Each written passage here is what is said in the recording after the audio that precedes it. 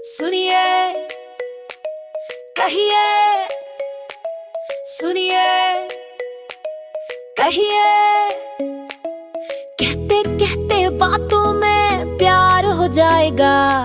Radio SN दिल का connection, हर industry का ये परफेक्शन। गाने और बातें सपने नए, आओ बातें करें। रेडियो एसएन दिल का कनेक्शन, हर इंडस्ट्री का ये परफेक्शन। गाने और बातें सपने नए, आओ बातें करें।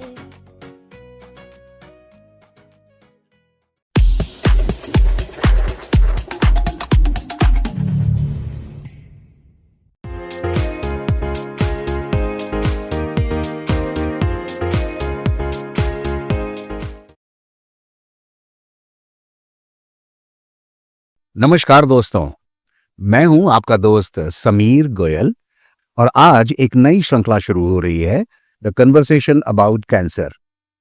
कैंसर एक अजीब सी ऐसी कंडीशन है जिसको सुनकर किसी को भी एक अजीब सी फीलिंग होती है, डर लग जाता है। एक सोशल स्टिग्मा कैंसर के साथ जुड़ा हुआ है।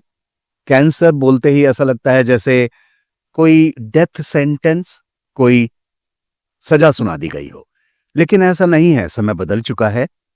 बहुत सारी भ्रांतियां हैं, मिथ्स हैं, डर हैं, जो हमें आज इस प्रोग्राम के, इस एपिसोड के, इस बातचीत के जरिए दूर करनी है। हर 14 सेकंड में इस संसार में किसी न किसी महिला को ये शब्द सुनने पड़ते हैं, आपको ब्रेस्ट कैंसर है। आप सोच के देखिए दोस्तों, क्या गुजरती होगी उस महिला के ऊपर, क्या मानसिक स्थिति होती होगी इस महिला की। डर, भय, उदासीनता, इस समाज से कट जाने का एक फीलिंग कैसा होता होगा। लेकिन दोस्तों, ये प्रोग्राम इसी चीज को ठीक करने के लिए, इसके बारे में बातचीत करने के लिए और ये भ्रांति दूर करने के लिए है। आज हमारे साथ डॉक्टर प्रिया तिवारी मैम हैं, जिनसे हम बात करेंगे इन्हीं सब भ्रांतियों को लेकर, इन्हीं सब डर को लेकर, इन्हीं सब चीजों को दूर करने के लिए। मैं डॉक्टर प्रिया तिवारी मैम का छोटा सा इंट्रोडक्शन देना चाहूंगा। डॉक्टर प्रिया तिवारी मैम ने अपना MBBS institute of medical sciences Banaras Hindu university Varanasi से किया। वहां से इन्होंने गोल्ड मेडल हासिल किया। उसके बाद all India institute of medical sciences Delhi से उन्होंने अपना MD और ऑन्कोलॉजी में DM किया। डॉक्टर तिवारी आज की डेट में इंडिया के टॉप ऑन्कोलॉजिस्ट में शुमार रखती हैं और आर्टेमिस हॉस्पिटल गुड़गांव की ऑन्कोलॉजी की हेड ऑफ द डिपार्टमेंट है, विभाग प्रमुख हैं। डॉक्टर तिवारी मैम, आपका बहुत बहुत स्वागत है। Thank you so much for coming in this program. Program को शुरू करते हुए मैम, मैं आपसे उन्हीं चीजों के बारे में बात करूंगा जब कोई एक लेमैन, कोई एक साधारण व्यक्ति, कोई महिला, स्पेसिफिकली इस प्रोग्राम से रिलेटेड कोई एक महिला क्या सोचती है जब उनको ये शब्द सुनाई देते हैं। तो सबसे पहले आपसे गुजारिश है, आपसे रिक्वेस्ट है, प्लीज हमें ये बताएं, जैसे ये कहा जाता है कि ब्रेस्ट कैंसर है जी, तो उसकी परिभाषा क्या है। बहुत अच्छा सवाल है। तो पहले तो thank you for the invitation. Ma'am, breast cancer जब समझना है तो ये समझना है कि कैंसर क्या होता है। कैंसर हमारी जो सेल्स होती हैं बॉडी की, तो हमारी बॉडी में जो नॉर्मल सेल्स हैं, अगर वो अनियंत्रित तरीके से ग्रो करने लगे, बढ़ने लगे, तो वो कैंसर बना लेती हैं। तो हमारी जो बॉडी में सेल्स होती हैं वो कुछ समय तक तो ग्रो करती हैं, लेकिन फिर उनका जब एक नॉर्मल जो एज होता है उसके बाद उनकी डेथ हो जाती है। बट कैंसर में ऐसा नहीं होता है। कैंसर्स में 2 प्रॉब्लम होती है। तो जैसा कि पहला मैंने बताया कि अनियंत्रित, अनकंट्रोल मैनर में ग्रो करने लगे, और दूसरा अमर हो जाती हैं। जी हाँ, ये सुनने में थोड़ा अजीब लगता है, बट कैंसर में ये प्रॉब्लम्स होती है कि cells refuse to die. Oh my god. हाँ, सुनने में तो सबको अमरत्व चाहिए, है ना, तो बड़ी अच्छी चीज लगती है, पर देखिए अमरत्व के साथ क्या प्रॉब्लम हो सकती है। अब आप इस प्लेनेट पे देखिए, ह्यूमन बींग्स ग्रो कर रहे हैं तो हम सारी रिसोर्सेज यूटिलाइज कर लेते हैं। बिल्कुल ठीक। जब हमारी जो पॉपुलेशन बढ़ रही है, तो कैंसर भी हमारी बॉडी में यही प्रॉब्लम क्रिएट करता है कि जो बॉडी के अपनी रिसोर्सेज नॉर्मल ग्रोथ और डेवलपमेंट के लिए यूज होने चाहिए, जो हम न्यूट्रिशन खाते हैं, अगर ये प्रॉब्लम हमारा जो ब्लड सर्कुलेशन है ये उनको यूज करने लगते हैं, तो जो बॉडी के नॉर्मल ऑर्गन्स होते हैं उनका न्यूट्रिशन खत्म हो जाता है, उनका ब्लड सर्कुलेशन कॉम्प्रोमाइज हो जाता है, इसीलिए कैंसर से डेथ हो सकती है। कैंसर बॉडी के किसी भी हिस्से में हो सकता है क्योंकि सेल्स हर जगह हैं, टिप ऑफ द नोज से लेके tip of the finger, heart, lung, kidney, breast, कहीं पे भी। इसीलिए कैंसर केवल एक बीमारी नहीं है, कम से कम 100 से ज्यादा किस्म के कैंसर्स हो सकते हैं। और अगर यही प्रॉब्लम, यही सेल्स ब्रेस्ट में हो जाए तो वो ब्रेस्ट कैंसर कहलाती है। Amazing, amazing. एक नई परिभाषा दी डॉक्टर साहब आज आपने, बहुत प्यारे ढंग से, बहुत साफ सुथरे लैंग्वेज में आपने बताया। मुझे पूरा विश्वास है दोस्तों, जो भी आप इस प्रोग्राम को देख रहे हैं, सुन रहे हैं, काफी क्लैरिटी आई होगी, बहुत समझ में आया होगा कि क्या है कैंसर और किस तरीके से ये कुछ सेल्स हैं जो अमरत्व प्राप्त कर लेते हैं, जैसे डॉक्टर साहब ने बिल्कुल सही सही कहा। लेकिन गौर कीजिएगा, डरने की कोई जरूरत नहीं है। मैं यहां पर जरूर एक बात कहना चाहूंगा डॉक्टर साहब कि जैसे ही हम कैंसर सुनते हैं जी, एक शब्द भारी भरकम सा हमारे दिमाग में आता है, वो है डर। जी, जबकि ऐसा मेरे ख्याल से अब नहीं है। कैंसर एक दूसरी बीमारियों की ही तरह एक बीमारी का नाम लिया जा सकता है। क्या कहते हैं आप डॉक्टर साहब? बिल्कुल सही बोल रहे हैं सर। देखिए, प्रॉब्लम क्या होती है ना, डर इस वजह से होती है क्योंकि जागरूकता का अभाव होता है। प्रॉब्लम ये है कि कैंसर के बारे में अवेयरनेस ही नहीं है, किसी को पता ही नहीं कैंसर में क्या होता है। हार्ट अटैक सबको पता है जी, कि हार्ट में प्रॉब्लम होती है, चलो हार्ट अटैक है, पता है, इलाज हो जाएगा, ठीक हो जाएगा। कैंसर के बारे में जागरूकता ही नहीं है, इसीलिए लोग डरते हैं। अच्छा, जागरूकता नहीं है इसीलिए कैंसर समय पे पता नहीं चलता। समय पे पता नहीं चलता तो इसका इलाज नहीं हो पाता। अगर इलाज नहीं हो पाएगा समय पे, पता न चलने की वजह से, तो डेथ्स हो सकती है। डॉक्टर साहब, यहाँ पर आपके इसी बहुत ही बढ़िया जवाब से एक सवाल उठ रहा है। जी। कैंसर जैसे ही दिमाग में आता है तो लोगों के दिमाग, ब्रेस्ट कैंसर की अगर हम जी। बात करें स्पेसिफिकली, कि जी गांठ हो गई, जी। मान लिया कि चलिए गांठ है, छोटी है, बड़ी है, जो भी है, दुख भी नहीं रही है, दर्द भी नहीं कर रही है, तो अगर हम एक सेकंड के लिए सोचें कि ये ब्रेस्ट कैंसर की तरफ जा रहा है मामला, जी, तो और क्या सिम्टम्स और क्या लक्षण होते होंगे जिससे हमें थोड़ा सा जागरूक हो जाना चाहिए? देखिए, सबसे जरूरी चीज ये समझना है कि ब्रेस्ट में अगर गांठ हो रही है तो कैंसर हो सकती है, लेकिन 10 में से 9 गांठें कैंसर नहीं होती हैं। तो हर गांठ कैंसर की नहीं है, पहले तो ये बात समझनी है। तो इसलिए लोगों को जब ब्रेस्ट में गांठ होती है, पता चलता है, तो पैनिक नहीं करना चाहिए। ओके। बट हाँ, ये भी बात सही है कि कैंसर का सबसे कॉमन लक्षण, जैसा कि आपने बोला, लंप होता है, जिसे कि गांठ बोलते हैं। अच्छा, इसके अलावा क्या चिन्ह हो सकते हैं? एक होता है कि ब्रेस्ट का नॉर्मल साइज एंड शेप। तो जब कैंसर डेवलप होता है, क्योंकि ये सब ब्रेस्ट के अंदर से प्रॉब्लम स्टार्ट होती है, तो साइज और शेप में बदलाव हो सकता है। इसके अलावा और क्या हो सकता है कि जो ब्रेस्ट के ऊपर की त्वचा है, वो कई बार ऐसी दिखने लगती है जैसे ऑरेंज।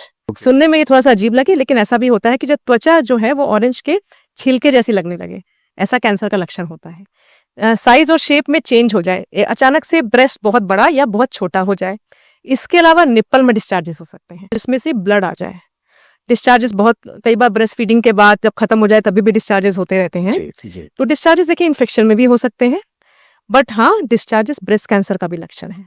अच्छा, ब्रेस्ट में तो गांठ हो गई, लेकिन लोगों को ये नहीं पता कि गांठें ब्रेस्ट कैंसर की वजह से आर्मपिट्स में भी हो सकती हैं। आर्मपिट मतलब कांख के बगल? यस, कांख। कांख जिसे बोलते हैं। कांख। अगर कांख में गांठ बन जाए तो वो भी ब्रेस्ट कैंसर का लक्षण हो सकती है।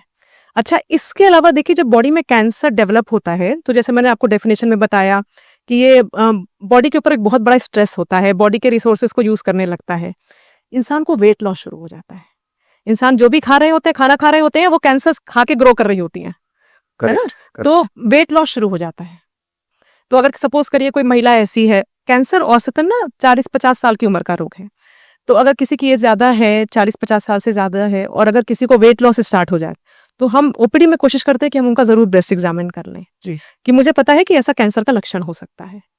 अच्छा, फिर कैंसर से एक डर इस वजह से भी होता है कि जो कैंसर की सेल्स होती हैं वो बॉडी में एक जगह से दूसरी जगह माइग्रेट करती हैं, तो इसीलिए सिम्टम्स इस वजह से भी आ सकते हैं कि बीमारी कहीं और चली गई है। ओके। जैसे कि अगर ब्रेस्ट कैंसर की बात करें, तो ब्रेस्ट कैंसर की जो सेल्स होती हैं वो ब्लड में जाती हैं, ब्लड के थ्रू वो बोन्स में जा सकती हैं, हड्डियों में। तो लोगों को हड्डियों में दर्द शुरू हो जाता है, तो 40 साल से ऊपर के लोग हैं और लगता है हड्डियों में दर्द शुरू हो गया, तो जरूर वहां पे कुछ ना कुछ कैंसर के टेस्ट करवा लेने चाहिए। ओके। लिवर में जा सकता है, जिससे जॉन्डिस हो सकता है। तो ऐसे ही बहुत सारे सिम्टम्स हैं जो कैंसर की वजह से होते हैं। तो इसलिए ये पता होना है कि ब्रेस्ट में प्रॉब्लम्स क्या होती हैं और ब्रेस्ट से बाहर क्या प्रॉब्लम होती है। इसको समराइज करें अगर, जी। सो 1 2 3 ऐसे करके अगर हम बोले तो लक्षणों को एक बार जरा सा नंबराइज कीजिए। सो सर सबसे इंपॉर्टेंट लक्षण breast lump, okay, breast lump या फिर आर्मपिट में लंप, ठीक है ma'am, change in size and shape of the breast, ठीक है मैम, निप्पल डिस्चार्जेस स्पेशली अगर ब्लड डिस्चार्जेस हैं, skin changes. Skin changes. So these are the most common symptoms of breast, but there could be other systemic symptoms also, such as weight loss, weakness, or bone pains, or sometimes features of jaundice or liver failure.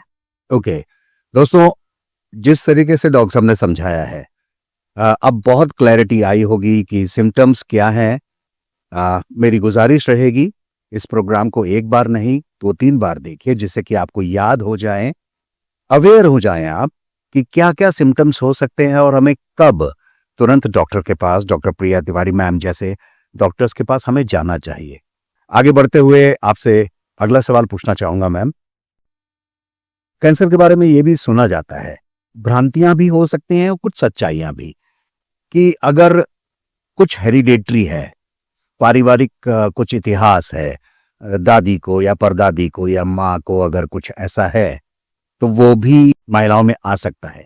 ये कितना सच है? और एक तो number 1 is this, number 2 कुछ हमारी आदतों की वजह से भी असर आता है क्या इस चीज पर? मतलब क्या हम ब्रेस्ट कैंसर डेवलप कर सकते हैं कुछ गलत आदतों की वजह से? जी बहुत सही बात की आपने। पहली चीज तो कैंसर और अनुवांशिक कंपोनेंट जिसे कहते हैं हेरिडिटरी कैंसर, ओके, अगर इनके बारे में बात करें, देखिए कैंसर के बारे में ना लोगों को बहुत स्टिग्मा है। हमने ये भी देखा है कि अगर किसी घर में कैंसर का पेशेंट होता है तो लोग घर में शादियां नहीं करते। स्टिग्मा की एक वजह यह भी है क्योंकि कैंसर कुछ केसेस में अनुवांशिक होती है, यानी पीढ़ी दर पीढ़ी बीमारी चलती है। ऐसा इस वजह से होता है कि देखिए कैंसर ना जो होता है बेसिकली डीएनए, जो डिफेक्टिव डीएनए होते हैं ना जीन्स, उनकी वजह से अगर उनमें किसी वजह से खराबी हो जाए तो जिसकी वजह से सेल्स में खराबी आती है। तो कैंसर जो है डिफेक्टिव डीएनए की वजह से होता है। कुछ जीन्स ऐसे होते हैं जो हमारी बॉडी में रिस्पॉन्सिबल होते हैं डिफेक्टिव डीएनए को रिपेयर करने के लिए। ठीक बात है। अब हम कुछ भी खाते हैं, हम कुछ भी सोचते हैं, उम्र के साथ डीएनए में भी ना खराबी आती रहती है। तो बॉडी हमारी डिफेंसिव मैकेनिज्म्स भी क्रिएट करके रखती है और उनको रिपेयर करने का काम भी करती है। बट अगर वो रिपेयर मैकेनिज्म ही फॉल्टी हो, गलत हो जाए, उन्हें कुछ गड़बड़ी आ जाए, तो जाहिर सी बात है रिपेयर डीएनए हो नहीं पाएगा, डिफेक्टिव डीएनए बढ़ जाएगा और ऐसे लोगों में कैंसर के रिस्क ज्यादा होते हैं। और यही कैंसर जो होते हैं ये पीढ़ी दर पीढ़ी भी ऐसे ही डिफेक्टिव जीन्स की वजह से ट्रांसफर होते हैं। तो 5 से 10% जो ब्रेस्ट कैंसर होते हैं उनमें अनुवांशिक कंपोनेंट होता है। अच्छा, कैसे पता करते हैं? क्योंकि ओपीडी में बैठते हैं सर, तो ये बहुत ही कॉमन क्वेश्चन है कि मुझे कैंसर है, क्या मेरी बेटी को हो सकता है? करेक्ट। क्या मेरे बेटे को हो सकता है? या फिर एक क्वेश्चन ये आता है कि मेरे पिताजी को कैंसर था, क्या मुझे कैंसर हो सकता है? सो देखिए, जिन लोगों में अनुवांशिक वजहों से कैंसर होता है, जेनेटिक प्रॉब्लम्स की वजह से कैंसर होता है, डिफेक्टिव जीन्स की वजह से कैंसर होता है, ऐसे लोगों में ना हमें कुछ साइंस एंड सिग्नल्स मिल जाते हैं जिससे हमें ये पता चल सकता है कि हाँ शायद इस घर में इस पर्सन के अंदर जो कैंसर है वो इस वजह से है। तो वहां हम एक सिंपल सा ब्लड टेस्ट करते हैं। तो वो पॉइंटर्स क्या होते हैं? Multiple family members.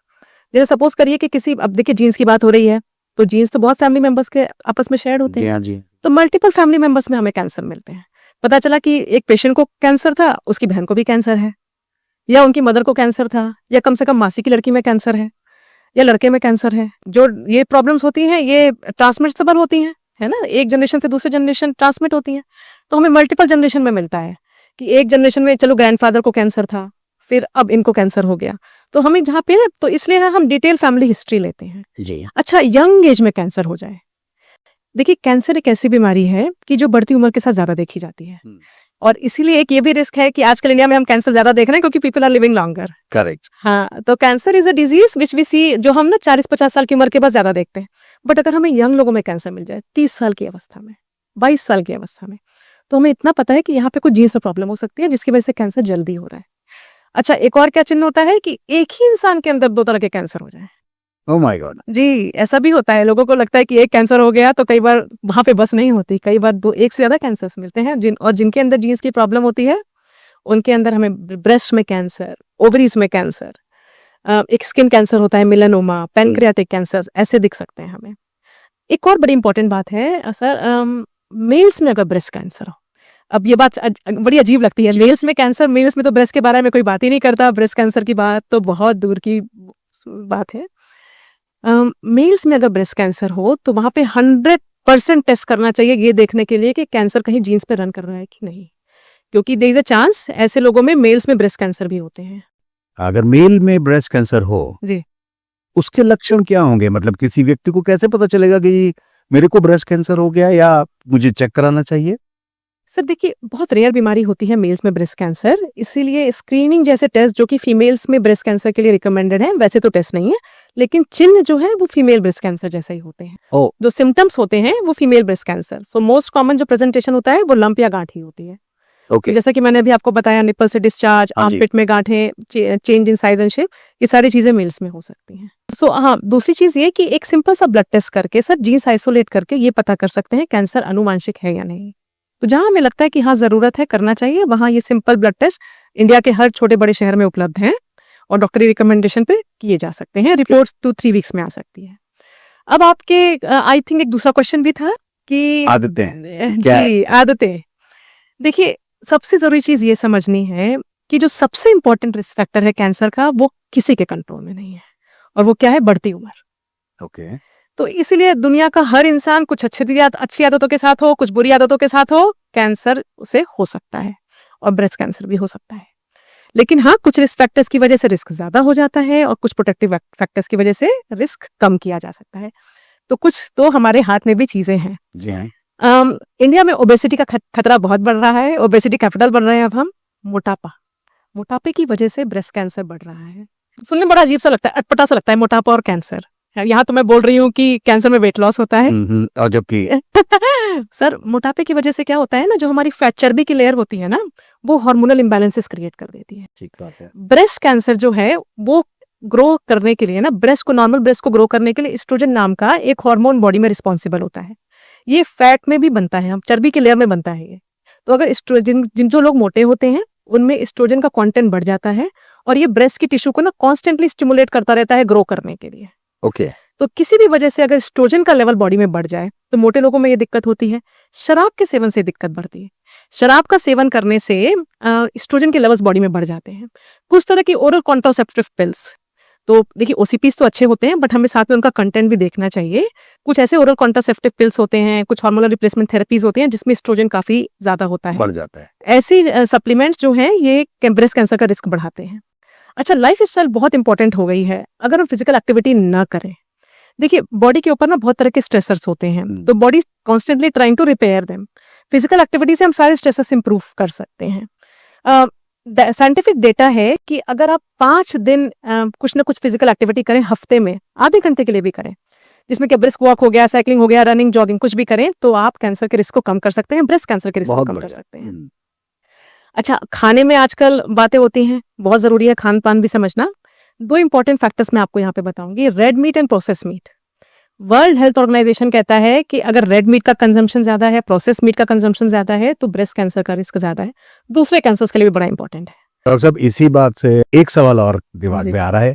कभी किसी ने जिक्र किया था इस बात का, आज की दुनिया में डेवलपमेंट हो रहा है, मॉडर्नाइजेशन हो रहा है, तो उसके कुछ गलत इफेक्ट भी हमारे समाज पर आ रहे हैं। उसमें से एक गलत इफेक्ट है कि कई लेडीज अब शादियां भी नहीं करती। जब शादियां नहीं करती तो बच्चे नहीं होते तो जाहिर सी बात है ब्रेस्ट फीडिंग, जो कि एक नेचुरल प्रोसेस है, प्रकृति ने बनाया है, जी उसके अगेंस्ट चली गई वो। जी तब मेरे को किसी ने जिक्र किया था कि बिकॉज ऐसा हो रहा है, ब्रेस्ट फीडिंग नहीं हो रही, उस वजह से भी ब्रेस्ट कैंसर बढ़ रहा है। क्या ये इसमें कुछ सच्चाई है? जी बिल्कुल है। देखिए जब ब्रेस्ट फीडिंग चल रही होती है ना, तो बॉडी में कुछ ऐसे रासायनिक परिवर्तन होते हैं जी। जिसकी वजह से एस्ट्रोजन का लेवल कम रहता है। ओके। जी, तो जैसे कि मैंने आपको बताया कि ब्रेस्ट कैंसर बहुत हद तक एस्ट्रोजन से रिलेटेड है, तो जी हाँ, ब्रेस्ट फीडिंग से प्रोटेक्शन तो बिल्कुल हो रही है। यस दोस्तों, इस चीज का ख्याल रखना जरूरी है। ये भ्रांति है जो आज डॉक्टर साहब ने दूर की है। ब्रेस्ट फीडिंग एक बिल्कुल प्राकृतिक नियम है, एक प्रक्रिया है, नेचुरल प्रोसेस है। इसके अगेंस्ट जाना या इसको टाल देना या इसको नेग्लेक्ट करना उचित नहीं है। ये भी उन्हीं आदतों में जिनमें डॉक्टर साहब ने थोड़ी 2-4 आदतें बताई, जैसे ड्रिंकिंग या रेड मीट या प्रोसेस्ड मीट, उन चीज़ों के बारे में बताया, उसी में एक ये प्रोसेस भी है।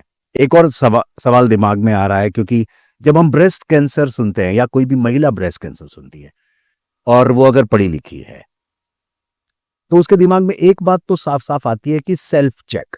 जी और जाहिर सी बात है, पहला तो पहचान या सिम्टम या महसूस तो उसी को होने वाला है, यस तो वो सेल्फ चेक करेगी। जी कई बार महिलाएं सेल्फ चेक करती ही नहीं या उन्हें पता ही नहीं कि सेल्फ चेक किया कैसे जाए। जी इसके बारे में डॉक्टर साहब क्या कहेंगे आप? देखिए सर, सबसे बड़ा प्रॉब्लम ये है कि लोगों को ब्रेस्ट कैंसर ही नहीं पता। जी तो उनको पता ही नहीं कि कैंसर जैसी बीमारी ब्रेस्ट में भी हो सकती है। अब एक्चुअली जब कैंसर के बारे में नॉलेज पता होगा, फिर पता चलेगा कि कैंसर तब सबसे अच्छी तरह ठीक होता है अगर समय पे पकड़ा जाए। बिल्कुल ठीक। यानी कि बीमारी जब एक ही ऑर्गन में छोटी सी गांठ है, तो 100% चांस है कि वो इलाज से बिल्कुल ठीक हो सकती है। तो अगर समय पे पकड़ी जाएगी तो बीमारी ज्यादा फैलेगी नहीं, वापस आने का रिस्क कम हो जाएगा। और इसीलिए ये चीज जरूरी है कि हम समय समय पे कुछ ना कुछ चेकअप करते रहें। बिल्कुल ठीक। अच्छा, ब्रेस्ट एक ऐसा ऑर्गन है जो बड़ा सुपरफिशियल सा ऑर्गन है। ये फेफड़े जैसा नहीं है, ये स्टमक जैसा नहीं है कि हम पैल्पेट करके टच नहीं कर सकते। सारी महिलाएं अगर ब्रेस्ट का सेल्फ एग्जामिनेशन सीख लें, सर यूट्यूब पे आज अच्छी वीडियोस अवेलेबल है, सबको एक्सेसिबिलिटी है यूट्यूब की, घर में देख सकते हैं। बिल्कुल। तो अगर थोड़ा सा भी सेल्फ एग्जामिनेशन सीख लें और रेगुलरली अगर अपना ब्रेस्ट का सेल्फ एग्जामिनेशन कब 20 साल की उम्र से स्टार्ट कर दें, कितना फ्रीक्वेंटली करें, महीने में एक बार करें। कब करें? जब पीरियड्स खत्म हो जाते हैं ना, उसके जैसे कि पीरियड साइकिल 3 to 4 डेज के होते हैं, उससे 2-3 दिन के बाद, क्योंकि पीरियड्स के दौरान क्या होता है ना सर, ब्रेस्ट में इंगॉजमेंट आता है, तो वैसे भी थोड़े फुलनेस आ जाती है। तो पीरियड्स के दौरान ना करें, उसके कम से कम 2-3 दिन के बाद। छोटी छोटी गांठें पकड़ में आ जाती हैं, 1 सेंटीमीटर 1.5 सेंटीमीटर की गांठें पकड़ में आ जाती हैं, वो आ जाते हैं हमारे पास। और भी बाकी चेंजेस पता चल जाते हैं, शेप एंड साइज में कोई चेंज है, निपल में कोई चेंज है, आर्मपिट में कोई चेंज है, तो ये चेंजेस लेके पेशेंट आ जाते हैं, हम टेस्ट करवाते हैं, कैंसर समय पे पकड़ा जाता है और बिल्कुल ठीक हो जाते हैं ना। बहुत बढ़िया, थैंक यू सो मच। दोस्तों, यहाँ पर मैं एक बात कहना चाहूंगा, कैंसर को सुनते हैं या ब्रेस्ट कैंसर जैसे शब्द को सुनते हैं, तो जैसे मैंने कहा कि हर 14 सेकंड में एक महिला को ये शब्द सुनने को मिल रहे हैं। इस पूरी दुनिया की बात कर रहा हूं मैं। लेकिन अगर ये सेल्फ चेक जैसा डॉक्टर साहब ने बताया, यूट्यूब पर बहुत आराम से ये तरीके सेल्फ चेक के अवेलेबल हैं। हर महिला को, जैसा डॉक्टर साहब ने बताया, हर महीने पीरियड्स के 2-3 दिन के बाद अपने ब्रेस्ट चेक जरूर करने चाहिए 20 साल की उम्र के बाद।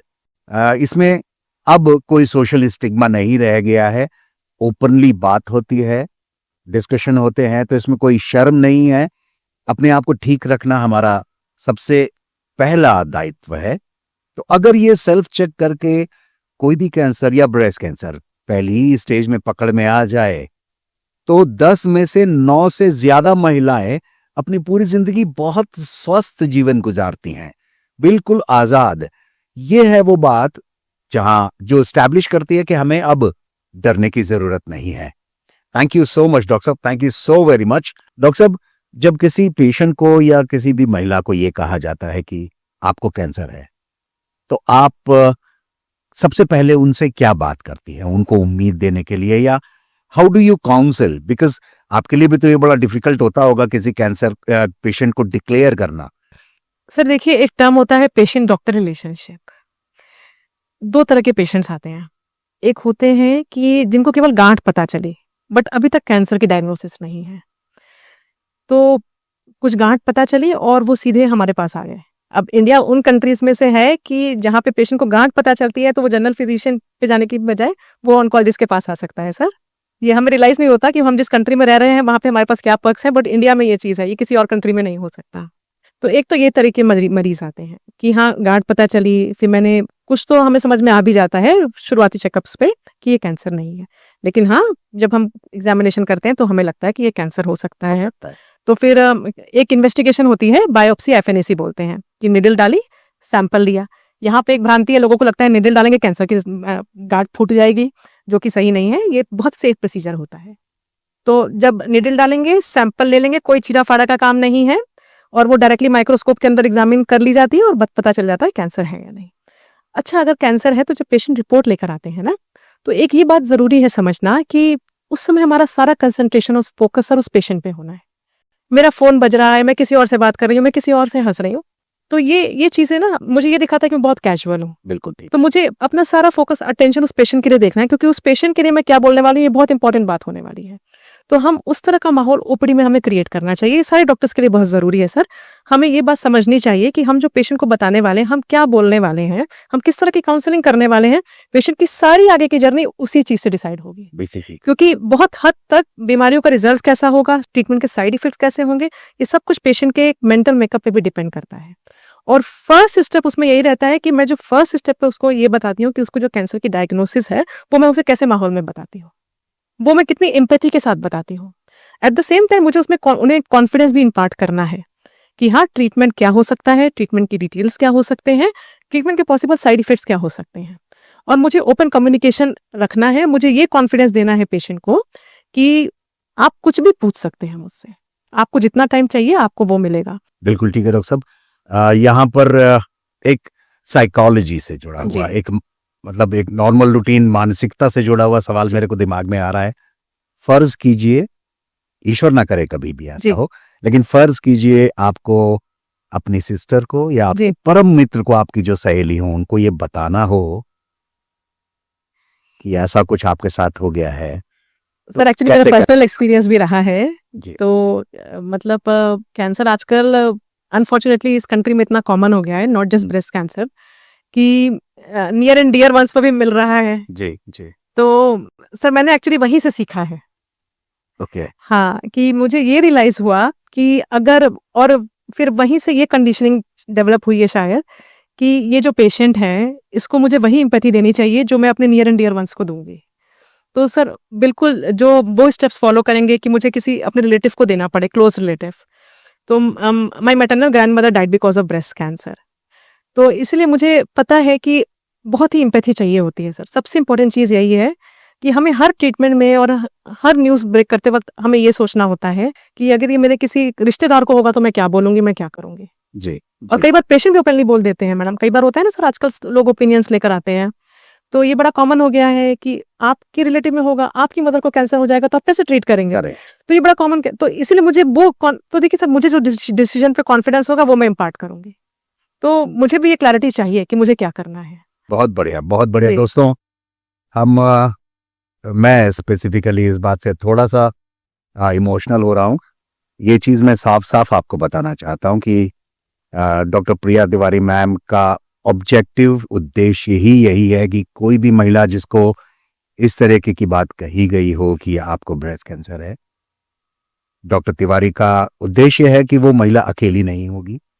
डॉक्टर तिवारी हर कदम पर, हर समय, हर मोमेंट उनके साथ होंगी, इमोशनली उनके ट्रीटमेंट करते समय। डॉक्टर तिवारी की कोशिश है कि ऐसा ट्रीटमेंट मॉडल बनाया जाए जो सिर्फ उनके डिजीज को ट्रीट ना करे बल्कि उनकी पूरी लाइफ को संभाले। WHO भी कहता है डॉक्टर साहब, कैंसर ट्रीटमेंट में क्वालिटी ऑफ लाइफ ज्यादा इंपॉर्टेंट है। ट्रीटमेंट ऑफ कैंसर तो चलिए है ही है, लेकिन पेशेंट को क्वालिटी ऑफ लाइफ मिलती रहे, वो उसको कभी ऐसा महसूस ना हो कि मैं कुछ अलग ही तरीके से बीमार हो गया। तो इस बारे में क्या कहना चाहोगे आप? सर देखिए, जब पेशेंट ओपीडी के कमरे में आता है ना, रूम में आता है, तो वो डॉक्टर को बड़ा एलियन समझते हैं, राइट सर। तो हमारा ये हो गया कि एक तो बीमारी से फाइट करना है, डॉक्टर्स के साथ भी चैलेंजेस रहते हैं, मिल नहीं पाते, बात नहीं कर पाते, कुछ लोग डॉक्टर स्माइल नहीं करते। हाँ। तो जनरली ऐसा होता है कि पेशेंट एक पार्टी हो जाता है, बीमारी एक पार्टी हो जाती है, डॉक्टर एक पार्टी हो जाता है। तो हमें कहीं पेशेंट्स को ये समझाना है, हमें ये कॉन्फिडेंस देना है कि नहीं, patient and doctor R one team against cancer. Correct, isn't it sir? तो सबसे तो कॉन्फिडेंस हमें ये देना है।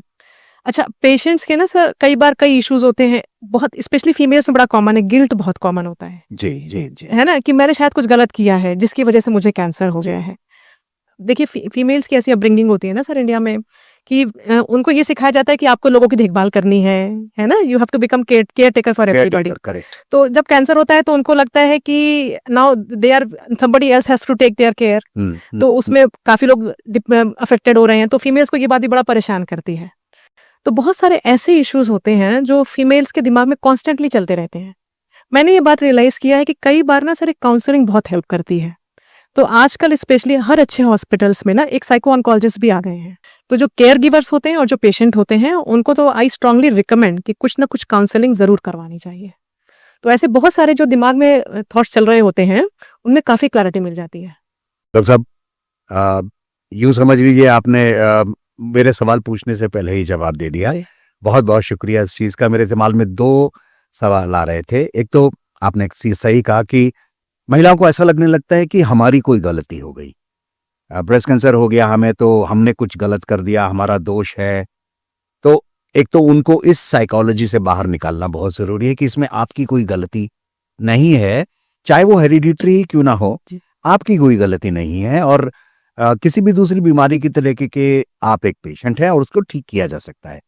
इसका जवाब आपने बहुत ही खूबसूरत तरीके से दिया। दूसरा सवाल जो आपके जवाब देते देते मेरे दिमाग में आया था, उनके परिवार वाले। अब हम इतना तो ग्रो कर ही गए हैं एक समाज के तौर पर कि हम समझने लगे हैं, हम भी आगे बढ़कर उन महिलाओं की मदद करना चाहते हैं, उनकी केयर करना चाहते हैं। लेकिन दोस्त हुए, परिवार वाले हुए, बेटे हुए, पति हुए, उनकी मदद करना चाहते हैं, लेकिन उन्हें भी नहीं समझ में आता कि हम मदद करें कैसे।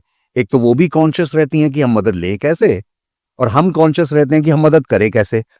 तो क्या करना चाहिए, मतलब जो केयर गिवर्स आपने बताया, जी। उन्हें क्या करना चाहिए? सर देखिए, हर इंसान के अंदर ना एक बेसिक समझदारी होती है। सबसे ज्यादा इस्तेमाल यहीं पे आप पड़ता है, जो एग्जामिनेशन होता है उस समझदारी का ना सर। जी।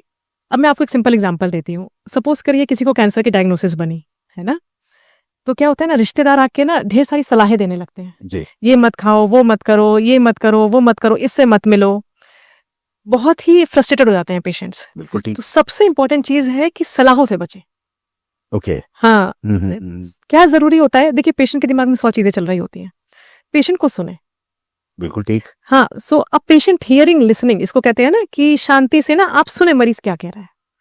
देखिए फैमिली मेंबर्स के दिमाग में भी 100 चीजें चल रही हैं, तो सबसे जरूरी चीज है ना कि सुनने वाले लोग चाहिए, सलाह देने वाले नहीं। बहुत बढ़िया। तो अपना सब, देखिए सबको, हमें आपको, हम कैंसर हो चाहे ना हो, सब हम एक सपोर्ट सिस्टम के साथ काम करते हैं। तो कैंसर जिस व्यक्ति को हो उसको ये देखना है कि उसको अपने सपोर्ट सिस्टम में कैसे लोग चाहिए। जी।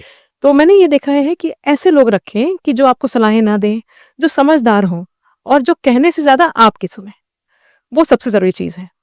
अच्छा, ऐसे भी लोग मिल जाते हैं कि तुमने तो ये गलती की होगी इसलिए ये हो गया, है ना। तो बहुत सारे लोगों से बचे भी, है ना। बिल्कुल ये समय देखिए रिश्ते निभाने का नहीं है, आपको अपने ऊपर फोकस करना है, बिल्कुल ठीक है ना। बिल्कुल। तो हमारी प्रायोरिटीज भी काफी चेंज हो जाती हैं।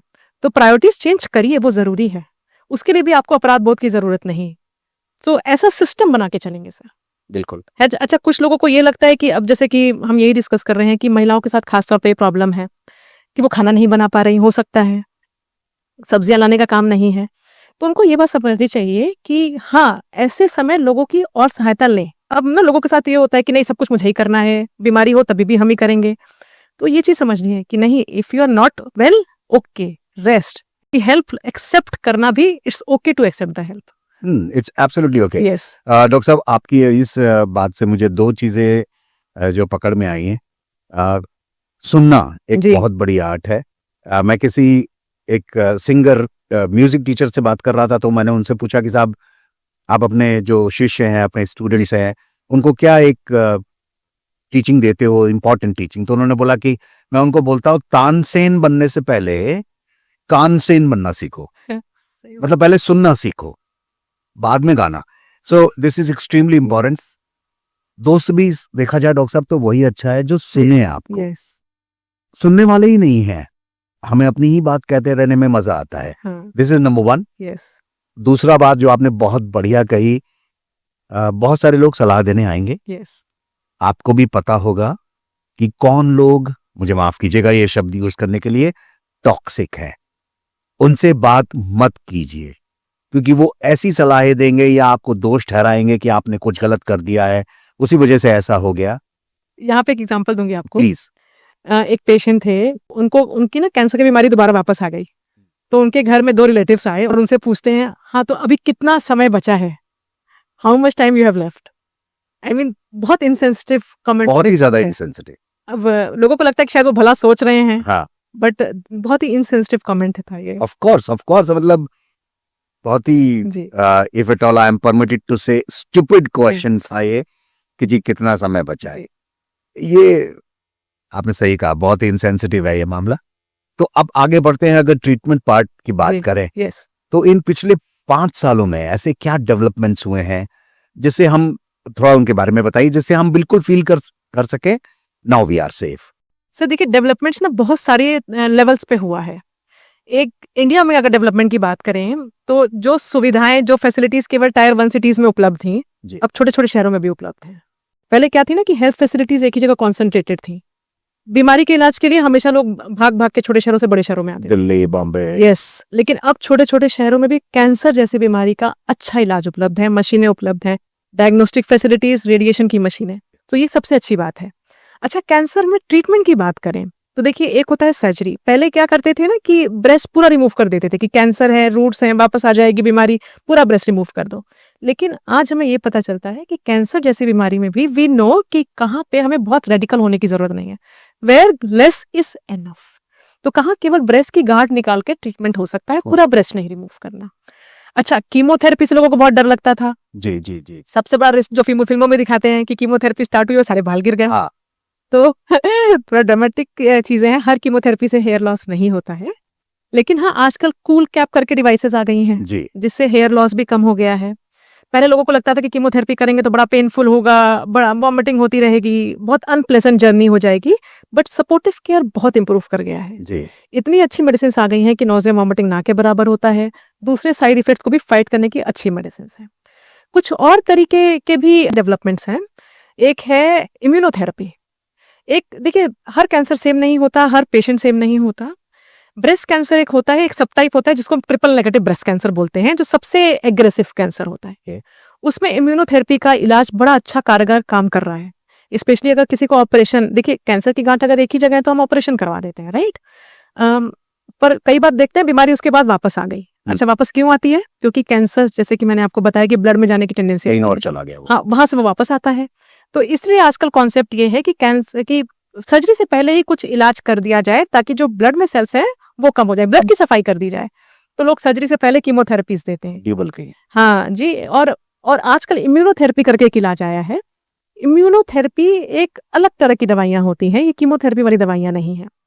अब लोगों को सुन के ये आश्चर्य लगे कि आपका जो बॉडी का इम्यूनिटी होता है ये केवल इन्फेक्शन से नहीं, कैंसर से भी फाइट करता है। जी हाँ, बिल्कुल जी। तो इसी प्रिंसिपल को यूज करके कुछ स्पेशल तरह की मेडिसिन बनाई गई हैं जो एक स्पेसिफिक इम्यूनिटी को बढ़ाती हैं, जो कि कैंसर का खात्मा करती हैं।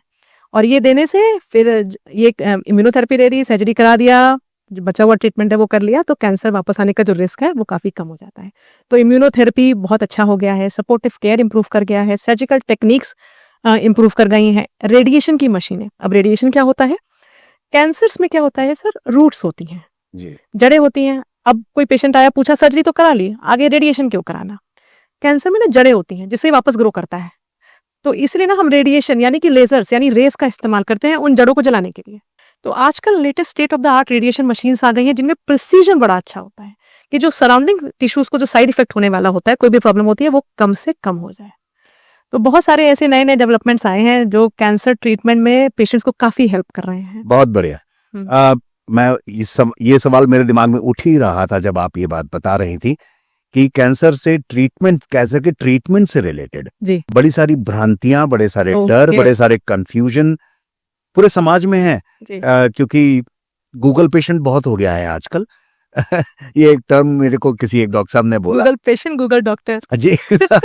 वो खुद भी डॉक्टर बन जाते हैं। जी आपने बिल्कुल सही कहा। जी। सपोर्टिव थेरेपी आ चुकी है, टारगेटेड थेरेपीज आ चुकी हैं, इम्यूनोथेरेपी आ चुकी है, जिनसे कम से कम आपकी बात से ये साफ साफ जाहिर हो रहा है कि ये भ्रांतियां अब बिल्कुल बेकार हैं, इनका कोई मूल नहीं है, इनका कोई बेस नहीं है। We are absolutely safe. आपके हाथों में, आपके एक्सपर्टाइज, क्लिनिकल एक्सपीरियंस के हाथों में हम बिल्कुल सेफ हैं। अब इस तरीके की जो साइड इफेक्ट्स हुआ करते थे ट्रीटमेंट के, वो अब नहीं है। दोस्तों, आगे बढ़ते हुए डॉक्टर साहब से एक छोटा सा सवाल पूछना चाहूंगा जो मुझे पूरी उम्मीद है आपके बहुत काम आएगा।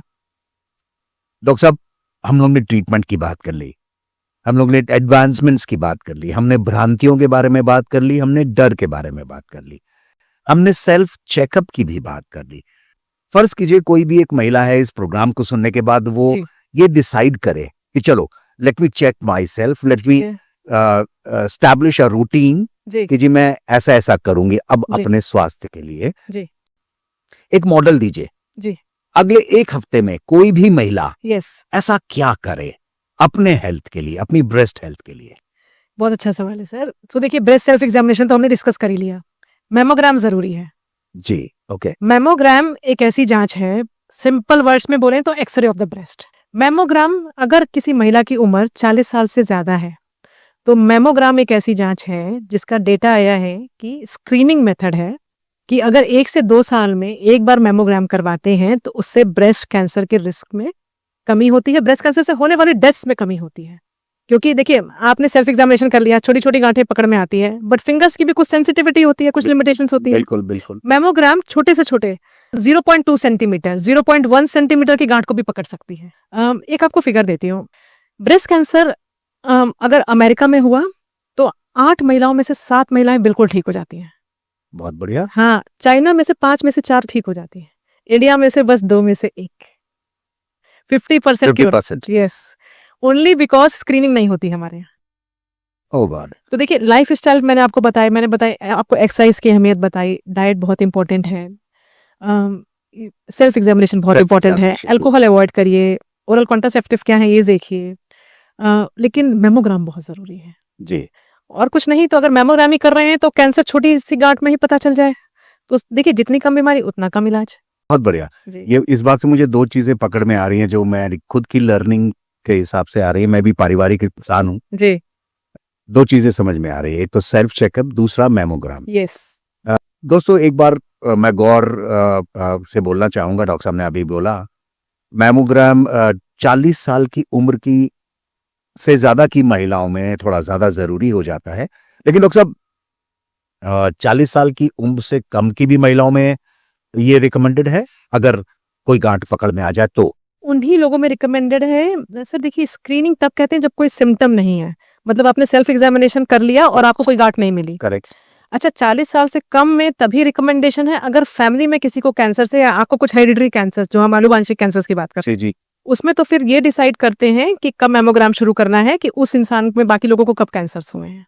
ओके, ये भी दोस्तों बात सीखने की है कि डरिए मत। जस्ट इन केस हमारी फैमिली हिस्ट्री में कहीं पर इस तरीके का कैंसर हुआ हो, हमारी माँ को, दादी जी को, परदादी जी को, किसी को भी, तो अवेयर रहें और एक बार मेमोग्राम को कंसिडर जरूर करें। डॉक्टर साहब, मैं एक चीज यहाँ पे पूछना चाहूंगा कि जस्ट इन केस कोई महिला, कोई यंग लेडी ये डिसाइड करे कि चलिए, जैसा अभी इस प्रोग्राम के तहत कहा गया, डॉक्टर साहब ने समझाया है, तो चलिए मैं एक मेमोग्राम करा लेती हूँ, जी। तो क्या वो एक फिजिशियन से इस बारे में बात करे या वो सीधे ऑन्कोलॉजिस्ट के पास आ? देखिए, महिला तो मेमोग्राम खुद भी जाके करवा सकते हैं, जी जी। है ना। आपको किसी फिजिशियन से भी मिलने की जरूरत नहीं है। ओके। लेकिन हाँ, तो आप फिजिशियन से मिलके भी करवा सकते हैं, आप ऑन्कोलॉजिस्ट से मिलके करवा सकते हैं, आपको जिसका सबसे पहले अपॉइंटमेंट मिल जाए। ओके, गायनेकोलॉजिस्ट से मिलके करवा सकते हैं। Nice, very nice. हाँ। डॉक्टर साहब, क्यों मैंने ये सवाल पूछा, क्योंकि जी। ठीक है, महिलाएं जो है वो अपनी गायनेकोलॉजिस्ट से हमेशा से जुड़ी Yes. रहती हैं, हाँ। वो उनके फैमिली डॉक्टर हो जाते जी। हैं, फ्रेंड्स हो जाते जी। हैं, तो शायद वो उनसे खुलकर बात कर पाएंगे Yes. कि डॉक्टर साहब मैं एक मेमोग्राम कराना चाहती हूँ, हाँ। करवा दीजिए प्लीज। तो ऐसा तो नहीं होना कि वो गायनेकोलॉजिस्ट कहती क्यों तुमको मेमोग्राम क्यों कराना है, तुम ऐसा करो ये ऑन्कोलॉजिस्ट से मिल लो। तो वहाँ ऐसा ना हो कि उस महिला के मन में डर बैठ जाए। देखिए सर, डरना तो कभी नहीं चाहिए। जी सबसे जरूरी चीज तो ये समझनी है कि कैंसर है तब भी क्या आपको डरना चाहिए। जी जी। तो सारा डिस्कशन तो यही है यही है। कि कैंसर हो तभी भी नहीं डरना चाहिए। तो अगर कोई ये कह रहा है कि शायद कैंसर हो सकता है, वहां तो बिल्कुल नहीं डरना चाहिए, क्योंकि हमें यही कॉन्फिडेंस तो देना है पब्लिक को कि ट्रीटमेंट है, इलाज है, करेक्ट। इलाज के साइड इफेक्ट्स का भी इलाज है। देखिए, इन्वेस्टिगेशंस बड़ी सिंपल हैं, मेमोग्राम हो गया, MRI हो गया, ये कोई भी गायनेकोलॉजिस्ट करवा सकते हैं। तो यूजुअली देखिए, आजकल सिस्टम ये हो गया है कि जब पेशेंट किसी डॉक्टर के पास जाते हैं तो वो कुछ ना कुछ टेस्ट, क्योंकि इजीली अवेलेबल है, सिंपल टेस्ट हैं, आराम से करवा देते हैं और उसके बाद फिर ऑन्कोलॉजिस्ट के पास भेज देते हैं। देखिए सर, कई बार डॉक्टर्स के लिए भी बड़ा अनकंफर्टेबल हो जाता है, और प्रॉब्लम ये होता है कि उनको शायद हमारे मेडिकल एजुकेशन में ना सर ये ट्रेनिंग ही नहीं है कि how to break a news. ये फॉल्ट ये है सर, ये फ्लॉ है। हमें बहुत कुछ सिखाया जाता है, बट बहुत सारी चीजें, हाँ, ये सॉफ्ट स्किल्स नहीं सिखाते। तो कई बार लगता है कि नहीं, late somebody else do the task. हाँ हाँ। तो वो कहते हैं कि चलो शायद इसमें कैंसर लग रहा है, but let the oncologist tell them. अच्छा जी। हाँ सर, तो ये बात भी है कि मेरे को नहीं पता, उनसे पूछ लो। तो ये चीज भी है है ना। और कई बार ऐसा होता है कि अब जैसे मैमोग्राम की मैं बात कर रही हूँ, जी मैमोग्राम कई बार बहुत क्लियर कट बता सकता है कि ये शायद कुछ बिनाइन सी लंप है, नहीं पर ये शायद कैंसर वाली लंप है। Okay. तो जब वो मैमोग्राम की रिपोर्ट देखते हैं तो अब आइडियली तो मैंने ये बताया कि बायोप्सी करवा लो, पर वो बायोप्सी करवाए बिना फिर हमारे पास भेज देते हैं, ओके है ना। फिर हम बायोप्सी करवा देते हैं, हम बताते हैं कि हाँ इसमें कैंसर का चांस लग रहा है, लेकिन जब तक बायोप्सी नहीं होगी तब तक 100% कन्फर्मेशन नहीं आएगा।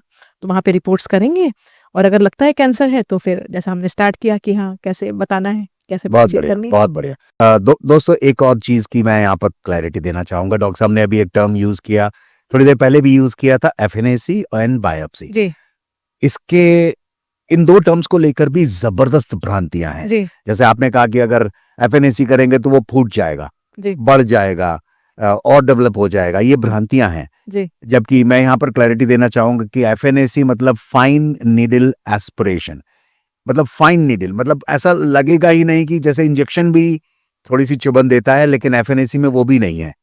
ये बिल्कुल आसान है और बिल्कुल सेफ है।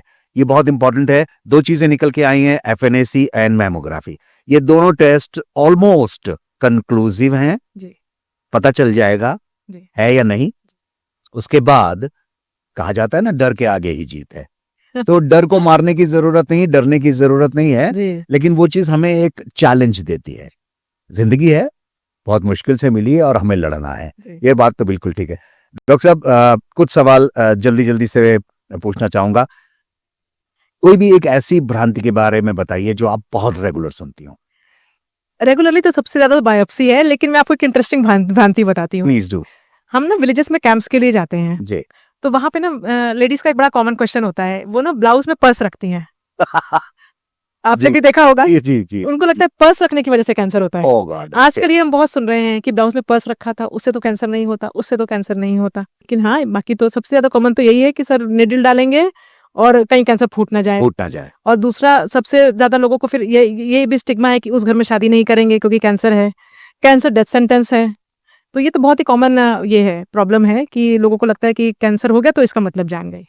सबसे असरदार असर क्या उठा सकती हैं महिलाएं इस पूरी की पूरी स्टिग्मा से लड़ने के लिए, इस भ्रांति से लड़ने के लिए, इस बीमारी से लड़ने के लिए? ओपन डिस्कशन सर, बातचीत जरूरी है। बहुत बढ़िया। सबसे जरूरी चीज देखिए यही है ना, बातचीत ही नहीं होती है। जी जी आप जी, वर्क जी। प्लेसेस पे बात करो, हम अपनी हेल्थ को प्रायोरिटी नहीं बनाएंगे तो कोई और नहीं बनाएगा। आपको हेल्थ में प्रॉब्लम्स हैं तो एक दूसरे से बात करनी चाहिए। ब्रेस्ट में प्रॉब्लम है तो बात करनी चाहिए। हर प्रॉब्लम निग्लेक्ट नहीं करना चाहिए। बिल्कुल ठीक है। हाँ। बहुत प्यारी बात कही डॉक्टर साहब आपने। और मैं अगर हम- तो है ही जी, सेल्फ एग्जामिनेशन एंड मैमोग्राम। अगर हम अपने आप को आज मॉडर्नाइज कहते हैं, जी प्रगतिवादी कहते हैं, जी। प्रगतिशील कहते हैं, जी ठीक है, एक अच्छा सा टर्म यूज करते हैं, समझदार कहते हैं। अगर हम अपने आप को समझदार कहते हैं जी तो फिर इन चीजों के बारे में खुलकर बात क्यों नहीं करते? यस हमारा चाहे वर्क प्लेस हो, चाहे स्कूल हो, चाहे घर Yes. हो, चाहे ऑफिस हो, इस बारे में खुल के बात होनी चाहिए। इसके बारे में बात ना करके हम अपने आप को और मुसीबत की ही तरफ लेके जा रहे हैं। हमें कुछ तकलीफ हो जाती है, फिर चाहे वो कैंसर से रिलेटेड हो या किसी और बीमारी से, हम आपस में एक दूसरे से डिस्कशन करते हैं तो कोई ना कोई कुछ कह ही देता कि भाई फला डॉक्टर साहब से मिल लो, देखो जी मेरी बात मत मानो या किसी और की बात मत मानो, एंटीबायोटिक्स अपने आप ना शुरू करो वगैरह वगैरह। जी डॉक्टर साहब पूरे समाज के लिए जी ब्रेस्ट कैंसर से रिलेटेड जी। एक शब्द कहिए। ब्रेस्ट कैंसर का निदान संभव है, क्या बात, सबसे जरूरी बात है सर। बहुत बढ़िया। So solution is here, yes निदान संभव है दोस्तों। बस Yes. अब हमें घबराना बंद करना होगा। जी डर के आगे जीत है। आगे आइए, सेल्फ एग्जामिनेशन करिए, डॉक्टर्स के साथ जाके मिलिए, निग्लेक्ट ना बातचीत करें। कीजिए, उसको नेग्लेक्ट Neglect ना तो करें। बिल्कुल ना करें। कुछ भी चेंजेस आते हैं तुरंत अपना चेकअप कराइए और डॉक्टर्स के पास जाइए। Doctor Tiwari ma'am, thank you so much. बहुत बहुत आभार आपका, बहुत बहुत धन्यवाद, बहुत बहुत शुक्रिया। इतना ओपन डिस्कशन हुआ। मुझे पूरी पूरी उम्मीद है जो भी इस प्रोग्राम को देखेंगे सुनेंगे उन्हें बहुत सारी भ्रांतियों से अब छुटकारा मिलना चाहिए। मुझे ये भी उम्मीद है कि जो भी पेशेंट्स या जो भी लोग आपसे मिलकर और जानकारी लेना चाहेंगे जी वो आपसे जरूर मिल पाएंगे। Doctor Tiwari ma'am Artemis hospital Gurugram में हेड ऑफ द डिपार्टमेंट है, बहुत आराम से एक्सेसिबल है। आप चाहें उनसे जाके मुलाकात कर सकते हैं, बात कर सकते हैं। उनके पास पूरी टीम है, वो विशेषज्ञ है कई सालों से प्रैक्टिस कर रही हैं, वो जानती हैं कि वो क्या कर रही हैं। Doctor Tiwari ma'am, thank you so much, Thank you, sir. आपका बहुत बहुत शुक्रिया।